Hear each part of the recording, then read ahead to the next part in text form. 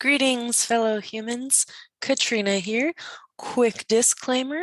I am a professional, not your professional. Nothing I'm about to say should be taken as medical, legal, or otherwise advice. This podcast is purely for education and amusement. That is it. Disclaimer over.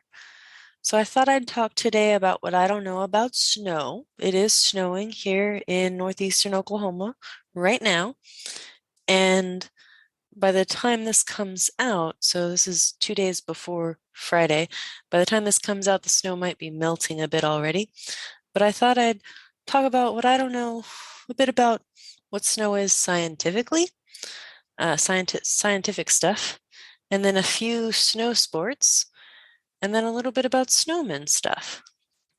So without any further introduction, snow is defined as the solid precipitation, which occurs in a variety of minute ice crystals at temperatures well below 0 degrees Celsius, but as larger snowflakes fall at temperatures near 0 degrees Celsius. Now, if you remember your conversions from school, 0 degrees Celsius, I believe, is freezing, and freezing in Fahrenheit is 32 degrees Fahrenheit. I hope that's right. It sounds right. How does snow form? Great question. I'm glad you asked.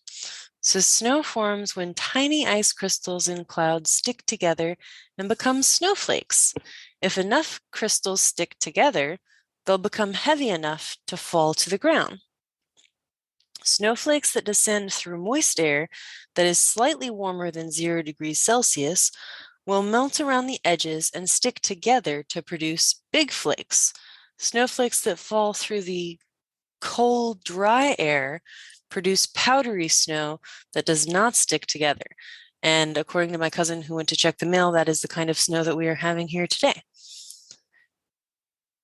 So snow is formed when the temperatures are low and there is moisture in the atmosphere in the form of those tiny ice crystals. So about snow sports, there are the Winter Olympics, which I do believe just wrapped up. They actually started back in 1924 and has just grown in scope since then. So when I get to the news later, you'll see that's even before, that's preceding the Winter Olympics existence. So there are 28 different types of winter sports that include both team and individual in the Olympics. I'm not going to list them all, but I am going to list a few just in case you haven't heard of them or if you want to check them out later. There is ice hockey, bandy, alpine skiing, backcountry skiing.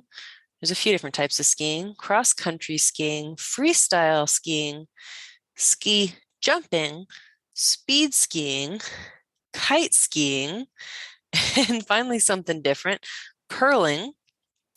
That's a good one to watch in the Olympics. Biathlon, ice skating and figure skating, and lastly, speed skating. Like I said, there's about 28 total. So there are even more out there. If you want to check the link in the description, I've got the link to that reference. So now it's time for snowmen. Olaf and Frosty are my favorites. That's just a fact.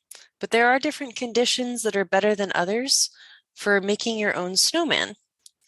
So I thought it would be helpful to differentiate between what wet snow is and what dry snow is. But first, I'm going to take a drink. So the size and composition of a snowflake depend on how many ice crystals group together, and this will be determined by air temperatures. Snowflakes that fall through that dry, cool air will be small, powdery snowflakes, like I mentioned before, that do not stick together. And so that dry snow is ideal for snow sports, but it's more likely to drift in windy weather. Now, when the temperature is slightly warmer than 0 degrees Celsius or 32 degrees Fahrenheit, I've looped around to that's definitely what it is, the snowflakes will melt around the edges and stick together to become big, heavy flakes. So that is what we call wet snow, and it sticks together easily and does really good for making snowmen. I do hope you enjoyed my random but educational talk about snow. It is time for the news. No, no, no, not today's news. News from a century ago. It's much more interesting. The news on February 25th, 1922, comes from the New York Herald. And like I said, this was before the Olympics were even a thing, the Winter Olympics. I don't know when the Summer Olympics began, probably a while before that. So the big story on the front page is pretty sad. The headline reads, "Husband and wife die in suicide pact." And unfortunately, they left alone a 16-year-old daughter. That stinks.